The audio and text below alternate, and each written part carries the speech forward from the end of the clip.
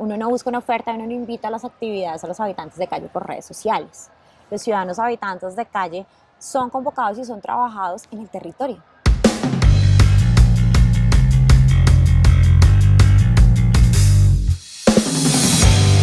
Tal vez pensaríamos en Bogotá como la ciudad de los grandes escenarios, los grandes eventos, pero hay una gran reflexión sobre esto. Bogotá también es la ciudad de las grandes personas, de las personas diversas, de quienes tienen realidades distintas.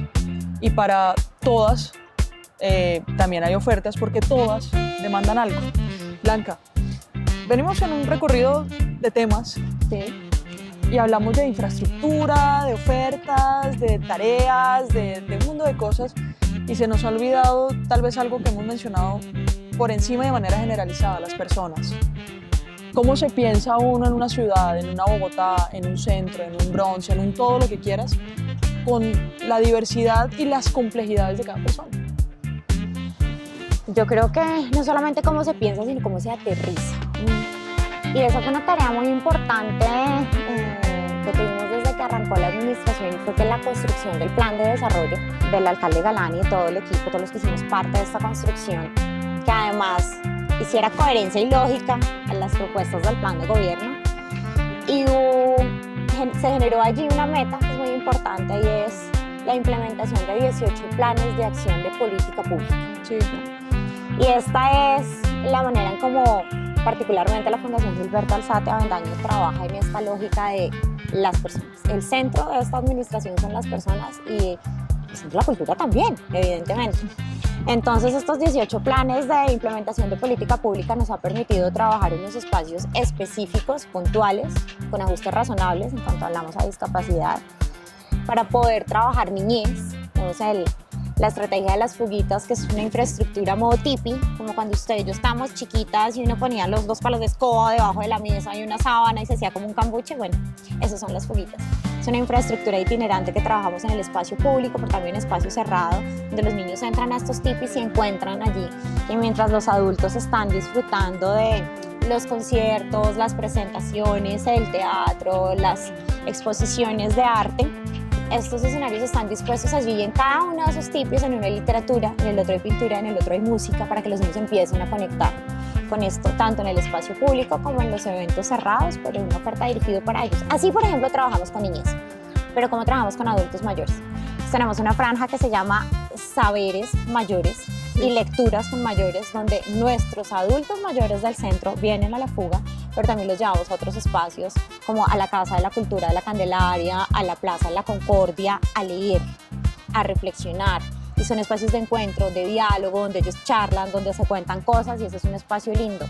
Hemos trabajado con exhabitantes de calle, con personas en riesgo de habitar la calle, en talleres de artes electrónicas, pero también en algo muy bello, que son unas lecturas y unas jornadas que se dan en el muelle. Hay unos que se llaman jornadas en torno al café, como tomémonos un cafecito, donde siempre hay música, donde hay teatro o donde hay danza, y ellos pueden vivir como audiencia de una oferta digna, cultural, pero también compartir sus experiencias. No en vano, a lo largo del 2025 dimos como un salto cuántico en accesibilidad también, y es que trabajamos mucho porque los contenidos comunicacionales, así como se ha hecho en la Alcaldía Mayor, en la fuga, hemos trabajado por tener interpretación en lengua de señas. Más de 190 de nuestros contenidos que invitan a la oferta cultural y permanente tienen interpretación en lengua de señas. La mayoría de nuestros contenidos tienen subtitulación también. Y más de 70 de los eventos que presentamos en la fuga de manera permanente han tenido interpretación en lengua de señas. Eso es acercarnos a las poblaciones, por ejemplo en el caso de la discapacidad. Sí. Hemos trabajado unas conmemoraciones muy bellas, pero no solamente como en el hoy es el día y damos un mensaje bonito, sino en hacer procesos de construcción con las comunidades. Por ejemplo, el Pride lo trabajamos de una manera muy chévere con los colectivos LGTBIQ+, del Santa Fe.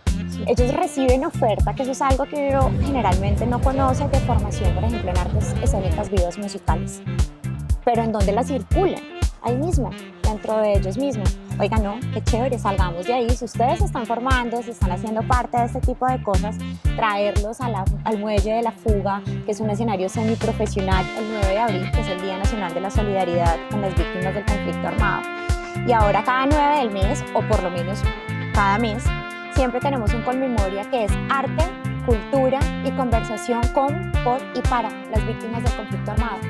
Blanca, ¿uno cómo hace para llegar, ejemplo, al habitante de calle que no tiene redes sociales, que si bien la fuga o el distrito puede sacar muchos contenidos, pero uno cómo hace para llegar a ellos, al habitante de calle e involucrarlos en las ofertas culturales?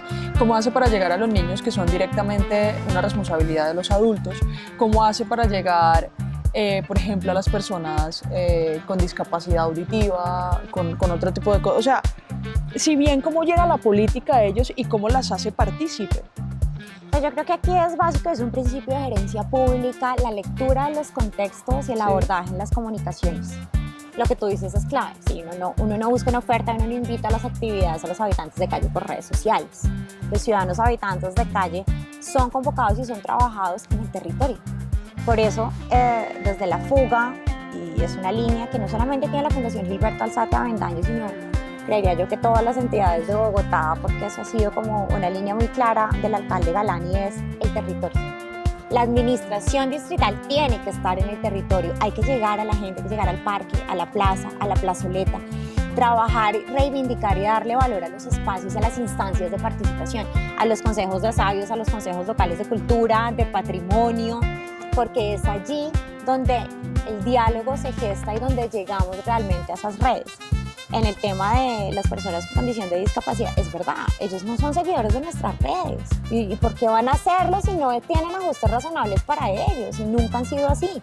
Si tú no sigues en un lugar donde no te sientes incluido, ¿no? Es algo por lo que trabajamos, pero sí sabemos que hay organizaciones, que hay colectivos, que hay fundaciones, por ejemplo, la Fundación Saldarriaga Concha o Fahrenheit, o hay un sinnúmero, ASDAUN, INSI, INSOR. Hay muchas entidades, instituciones, organizaciones que trabajan para estas poblaciones. Entonces, esto ha sido de un uno a uno, donde si usted de verdad quiere trabajar con la población, pues Sí, mira, acercarse. y lamentablemente uno desde la política pública solo puede medir las cosas con cifras, ¿sí? Se ha registrado un aumento, se registró este año 2025 de participación de esas poblaciones en estas ofertas y en estos programas. Claro que sí, en el seguimiento que nosotros hacemos, si bien es complejo a veces hacer como el seguimiento y la tabulación de ciertas poblaciones, es muy difícil que usted le haga una encuesta de caracterización o de satisfacción de que usted vino a un evento y cómo se enteró del evento y le gustó y volvería en un habitante No, de calle. al habitante, por ejemplo, que venga y... O los que vienen aquí a la esquina redonda a disfrutar de un sancocho comunitario Jugar o fútbol. de un concierto, de las actividades donde hacemos deporte, como vengan, déjenos su registro. No es tan fácil, pero sí hemos buscado tener mecanismos en los cuales evidentemente hemos evidenciado lo que preguntas. El índice de participación cada vez es más alto, lo cual quiere decir que le estamos llegando a las comunidades, pero además que estamos efectivamente logrando cerrar esas brechas de que para ellos es difícil, para ellos no hay, para ellos no se cuenta, no. Cuando uno genera espacios abiertos y dirigidos, cuando uno implementa ajustes razonables, cuando las comunicaciones no son abiertas, sino que usted entiende que tiene que buscar en específico en el uno a uno, a cada uno conectar con las redes, llamar a los aliados, a los líderes comunitarios, a las mesas de víctimas, ¿no? A estas instancias de participación, en un comienzo no es tan fácil. Las cifras para medir el impacto de la política son claras, están ahí, se pueden medir con una participación o con una asistencia.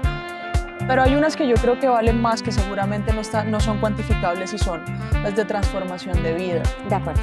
Y uno no sabe de las 50, 60, 1000 personas que participen, a cuántas personas con discapacidad que han vivido vulneradas y estigmatizadas toda su vida, a cuántas personas pertenecientes, no sé, a la habitabilidad de calle, también logras cambiarle su vida.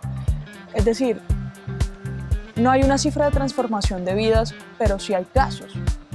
Y hay unas anécdotas y testimonios que son muy bellos. Mira, Lu, yo creo que evidencia de ese buen trabajo y de que hay transformaciones es que hace tan solo una semana nosotros acabamos de vivir y de ser la entidad que lideró y que trabajó la conmemoración del Día de la Discapacidad. Y tuvimos más de 33 organizaciones de discapacidad en la fuga, con sus asociados o con sus beneficiarios, viviendo una jornada de emprendimientos, pero también donde se abre la oferta educativa, donde vienen las editoriales, donde hubo desfiles de moda, donde hubo arte, pero no arte para ellos como audiencia, donde los artistas eran personas en condición de discapacidad, los músicos, los presentadores, todo. Yo creo que eso es una muestra de que se están transformando realidades y de que se están transformando vidas en cuanto a que hoy tenemos un sinnúmero de artistas que vienen a presentar sus obras a la fuga y piden el espacio. Quizás quiero cerrar con eso, Blanca, y es, en medio de esa transformación y esa experiencia también, uno se da cuenta que la sociedad ha estado con un concepto muy básico y muy malo sobre quienes tienen discapacidad, sobre quienes les tocó la vida, los llevó a una habitabilidad de calle, hacia mujeres, jefes de hogar, hacia niños con realidades complejas. Es decir, son personas que no son un problema para la sociedad, que son un reto, porque tienen otra realidad también, una más complicada, pero no son un problema. ¿Cómo se ve? No solamente no son un problema, son parte de nuestra diversidad, son parte de nuestra riqueza, son parte de la resiliencia que tenemos como ciudad de integrarnos todos, y yo creo que ahí es donde es mágico trabajar el tema con poblaciones, y es que el arte y la cultura son la mejor herramienta que usted puede encontrar para transformar imaginarios, que es eso que usted nos está diciendo.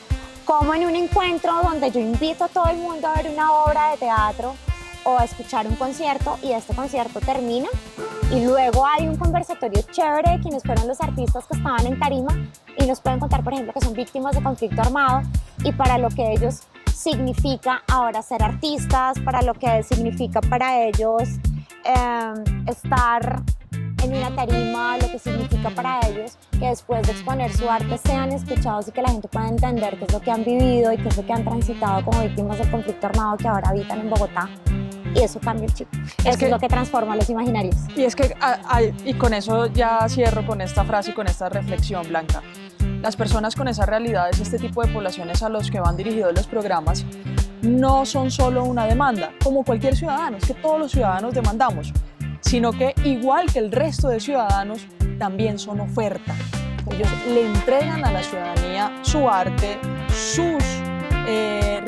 además de sus realidades que sirven también para un posicionamiento de políticas públicas y otras cosas. O sea, no es gente que esté en la ciudadanía, que esté en la sociedad solo demandando, es gente que le puede dar muchísimo también a la sociedad. De acuerdo, así es. Son no solamente dentro del ecosistema cultural audiencia, son agentes, creadores, resilientes, y son uno más de los brazos de fortalecer el gran mundo del ecosistema cultural y artístico de Bogotá. Son, si lo vemos desde una parte económica, productivos, son ofertas, son enseñanzas y son una base para generar políticas públicas más incluyentes, más aterrizadas y con un mejor impacto. Así es. Aquí sí pasa. Bogotá, mi ciudad, mi casa. Alcaldía Mayor de Bogotá.